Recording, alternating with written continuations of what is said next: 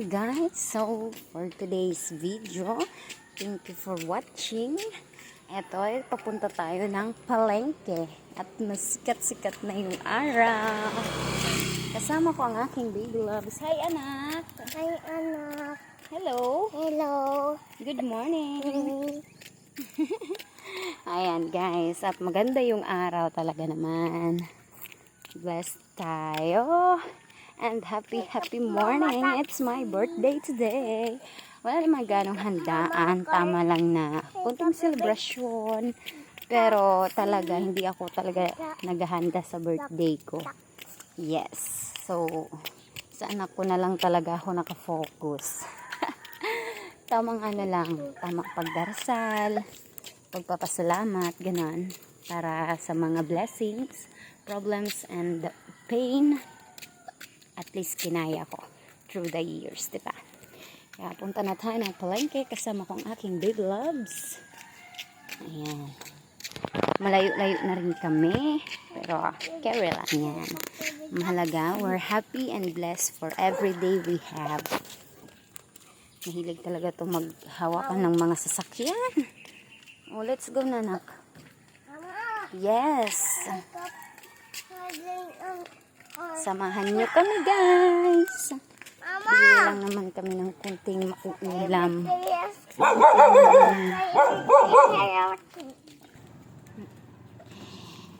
Happy lang tayo.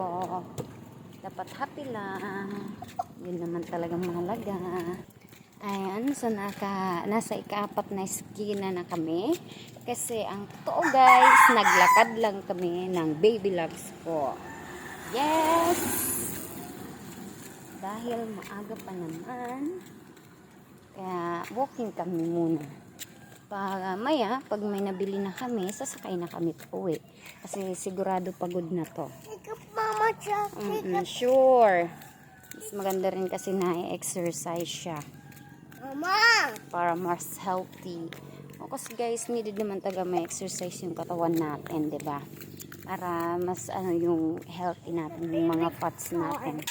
Sa mga hindi pala kami sa real na daan kasi mga daming sasakyan. So, dito na lang kami nadaan sa mga ganitong lugar. Kasi kulang yung sasakyan. Yan na. Mas safe. Safe. Ayan. So, malapit na kami. Kita nyo guys, wala yung kasasakyan dyan. Safe na safe. Ayan. Safe kami ng aking baby loves. Malapit na kami sa palengke. Isang iskina na lang and then palengke na. Kasama ko ang aking pinakamamahal. Charin.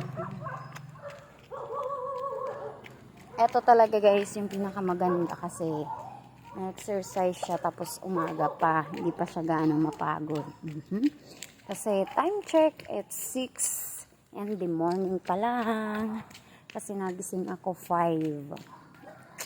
So, alas 6 na. Kaya tamang-tama lang na walking. Basta happy lang ako. Tsaka pinagdarasal ko lang yung mga good terms to happen. Kasi, syempre, simple lang naman yung buhay na ginugusto ko eh.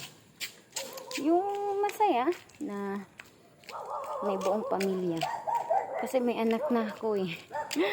Oo. So, whatever it takes, ang mahalaga, tinatanggap mo at nagiging matatag ka. Kailangan hindi lang ikaw, both side. Ganun talaga dapat.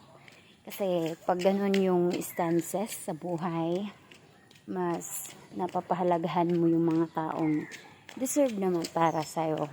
May mga nagkamali man, ang mahalaga, nakikita mo na nagbabago for good para sa pamilya niya, diba?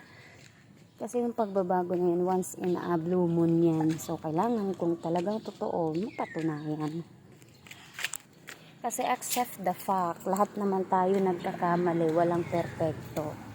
Ang mahalaga lang nun, nagkamali man tayo, natututo tayong tumayo, magpakatatag, at ipakita yung tunay na pagbabago natin at yung pagpapahalaga natin sa mga tao na deserve naman para sa atin, di ba? Kasi yan lang kasi yung realidad na kailangan natin din pahalagan sa buhay. Hindi yung puro pansarili lang natin.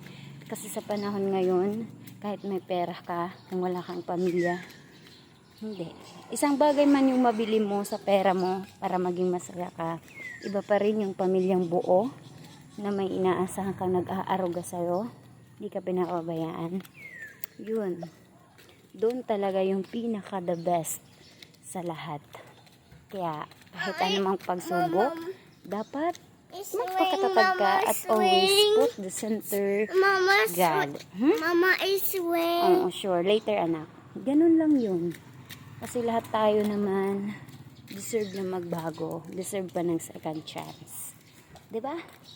Kaya thank you so much and God bless you all. Thank you sa lahat ng nag-greet sa akin.